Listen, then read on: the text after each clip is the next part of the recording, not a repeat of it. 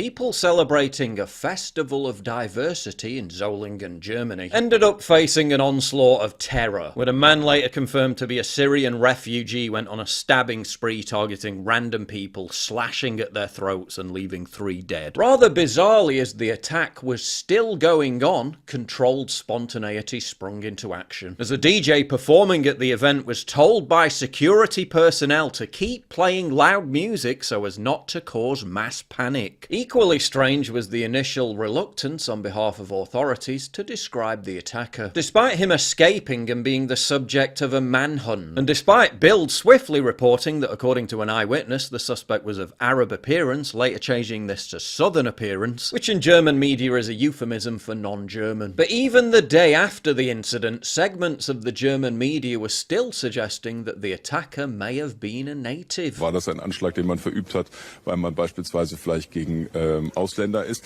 Also da gibt es diverse Möglichkeiten, die dahinter stehen. After handing himself in, he was subsequently named as Issa al-H, a Syrian who entered Germany as a refugee in December 2022. The asylum seeker had his claim rejected and should have been deported last year, but instead he went missing and slipped under the radar. Yet another reminder of the disastrous consequences of open borders. Yet another brazen example of what happens when you open the floodgates to vast quantities of young men, many of whom throw away their passports upon arrival, meaning authorities don't even know who they are. ISIS claimed responsibility, and according to prosecutors, the culprit, based on his radical Islamic convictions, decided to kill the largest possible number of those he considers unbelievers. But all of this didn't prevent the usual suspects from pontificating on the real problem: how right-wing people would react to it. When you look at something like this, you just really worry about how it could be used by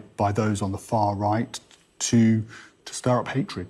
To look at this and say, well, here's the justification. This is why this will be jumped on by those on the far right to say, well, there's some justification to our cause, and that's concerning. It might justify deporting illegal immigrants before they stab people to death. What, you mean literally the thing that would prevent incidents from this happening in the first place? Oh no, the horror. This will unfortunately embolden the far right. They're doing the Norm Macdonald meme again. Interior Minister Nancy Faeser suggested that one of the worst outcomes was that people might become divided. And there I was thinking the worst thing was people being stabbed to death by someone who shouldn't even have been in the country if politicians had listened to right-wingers, instead of literally trying to ban them from politics altogether. But unlike in the UK, it seems as though Germany might finally refuse to just sing "Don't Look Back" in anger, and actually do something to lessen the chances of this happening again, with Germany's opposition leader demanding a ban on accepting refugees from Afghanistan and Syria, and the immediate deportation of criminals, any refugee who returns home for a holiday, or those coming from safe countries. Well, I believe it when I see it. Cold turkey may be great on sandwiches, but there's a better way to break your bad habits. And I'm not talking about some hippie yoga retreat. I'm talking about our sponsor Fume, and they look at the problem in a different way. Not everything about a bad habit is wrong, so instead of a drastic, uncomfortable change, why not just remove the bad from your habit? Fume is an innovative, award-winning flavoured air device that does just that. Instead of electronics, Fume is completely natural. Instead of vapor, Fume uses flavoured air, and instead of harmful chemicals, Fume uses all-natural delicious flavours. You get it. Instead of bad, Fume is good. It's a habit you're free to enjoy and makes replacing your bad habit easy. Your Fume comes with an adjustable airflow dial and is designed with movable parts and magnets for fidgeting, keeping your fingers occupied, which is helpful for de-stressing while breaking your bad habit. Check out Spearmint Ice flavour, which Fume just sent me.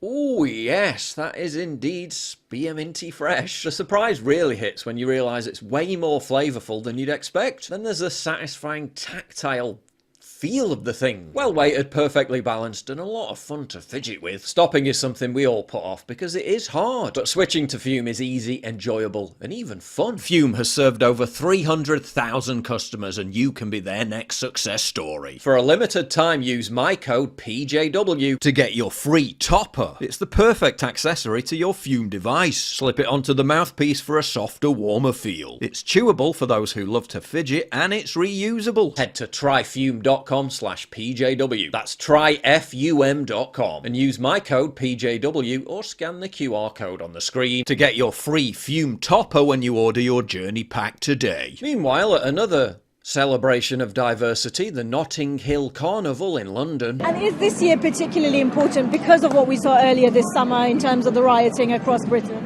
Yeah, I think it is. I think people need to understand that the carnival is not going to cause any trouble. Well, in a matter of hours, that aged quite badly. Police are prepared for more trouble at the Notting Hill Carnival today after yesterday's Family Day saw 90 people arrested and 3 people stabbed. One of those, a 32-year-old woman, is in a life-threatening condition. 90 arrests and 3 stabbings in the first day. And how did the media describe it? Really peaceful. Last hour, they've given us an update that they've made 38 arrests and recovered 4 knives. And they said a man believed to be in his 20s has been stabbed. His injuries are not life-threatening. But overall, it's been a really peaceful and enjoyable day. Really peaceful. Really peaceful. An event so peaceful, it's ringed by knife-scanning archers.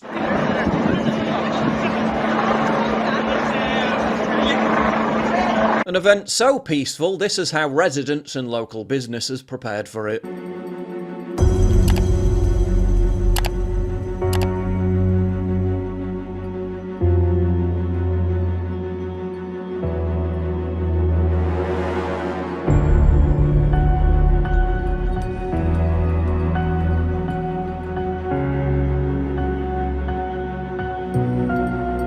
Carnival is the very fabric of our city. Really peaceful. Really peaceful. So 90 arrests, 3 stabbings, 10 assaults on emergency workers, 15 assaults on police officers, multiple offensive weapons, sexual offences, thefts and robberies. Really peaceful. And all this happening on what was billed as Family and Children Day. If all of that had happened at a right-wing rally, would the media describe it as really peaceful? Really peaceful. Yeah, big doubt. Replace the words Notting Hill Carnival with St George's Day Parade and tell me if words like fantastic event regrettably would have been used. Will the 90 plus people arrested, likely hundreds by the end of the event because this happens at Notting Hill Carnival every single year, have their faces plastered across social media, be publicly humiliated, doxed, subjected to dawn raids, and fast-tracked through the court system? I really don't think so. Unless, of course, they make the mistake of posting spicy anti-mass migration memes on Facebook. But God forbid anyone claim there's 2-tier policing. Retired Scotland Yard Detective Chief Inspector Mike Neville said if the behaviour of the Notting Hill Carnival was replicated at football matches or any other event, it would be banned, calling it the ultimate in 2-tier policing. But it won't be banned because it's a celebration of diversity. And no matter how many stabbings, sexual assaults or other criminal offences take place, reinforcing the sanctity of diversity takes precedence over literally everything else.